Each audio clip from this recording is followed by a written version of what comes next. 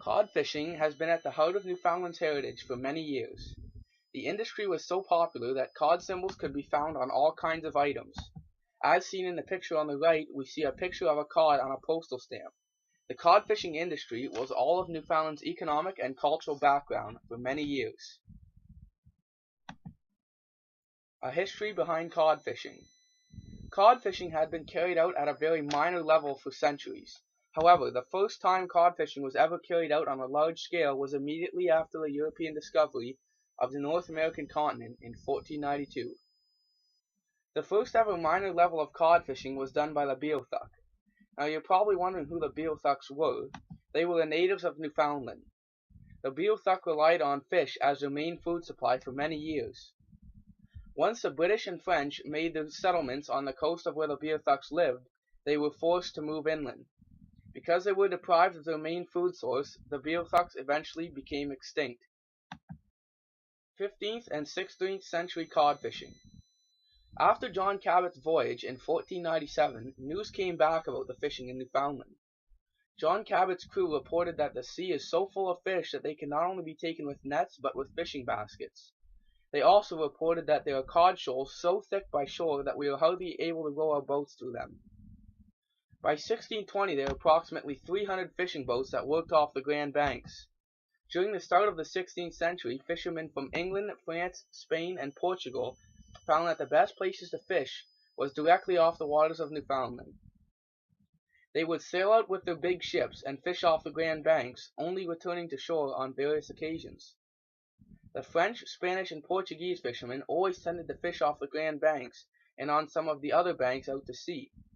This was because they knew that the fish were always available here. The first fishermen that came didn't know how they could possibly keep their fish from spoiling on their way back to their home countries with their fish. However, as more and more people started to fish for cod, they discovered that salting the cod would preserve the fish. They would salt and dry the cod on the coast, then they would bring it back to their home countries to sell it. They mostly sold all of their cod to Spain and Portugal. The fishermen from France, Portugal, and Spain would clean and salt their fish on board their ships, and they wouldn't dry it until they got back to Europe.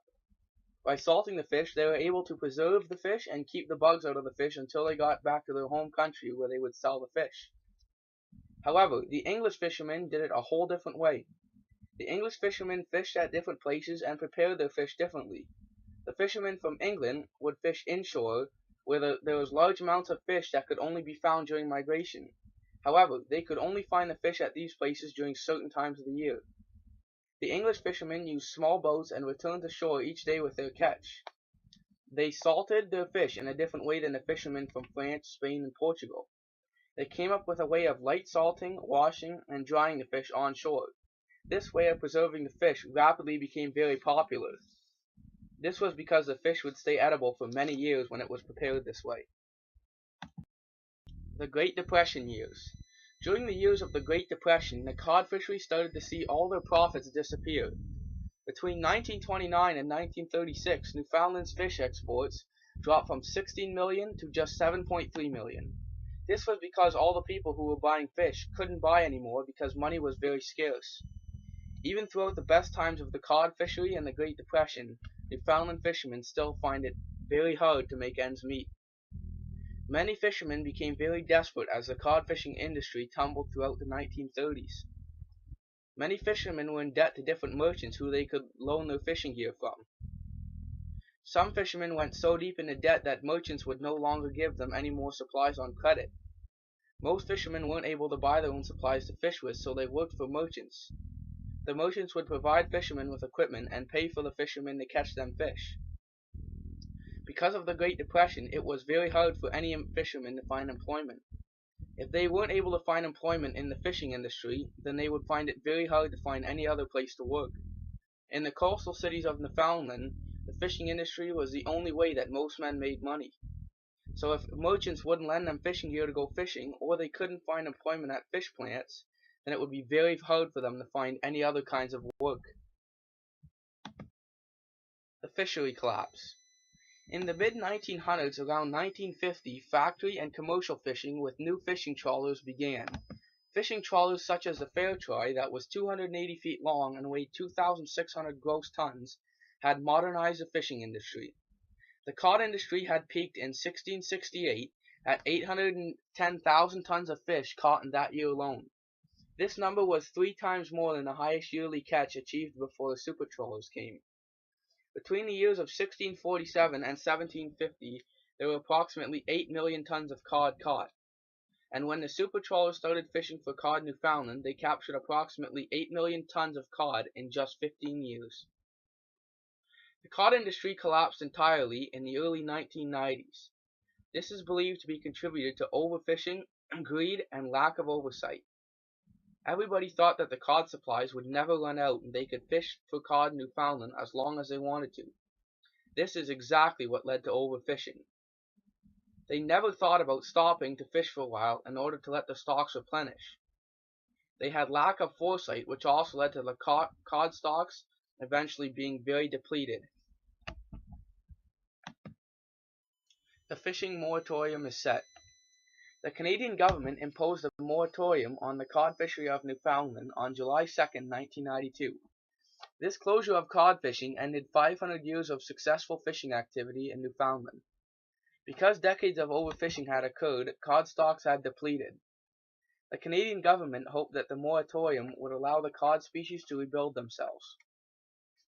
Because of this moratorium, approximately 30,000 Newfoundland residents were out of work. Fish plants were shut down, boats stayed docked, and coastal cities that relied on the fishery for many generations saw their economic and cultural cornerstones disappear overnight. In order to help fishermen that lost their jobs to the moratorium, the federal government introduced a variety of different programs to help the unemployed workers. They introduced programs such as financial aid, retirement, and retraining programs. However, many workers found work in the quickly growing shellfish industries, while others found work in the tourism industry. However, unemployment levels still remained very high because of the moratorium. This resulted in a heavy reliance for government aid. Overall, along with the Great Depression, the moratorium was another very hard time for the cod fishing industry of Newfoundland. Rebuilding the cod fishery. During the year of 1993, the cod populations had collapsed. This resulted in a forced moratorium for fishing. After 10 years of there being a moratorium for cod fishing, people still didn't see any cod populations on the rise. In August of 2003, the Government of Canada and the Government of Newfoundland and Labrador sent out cod recovery action teams.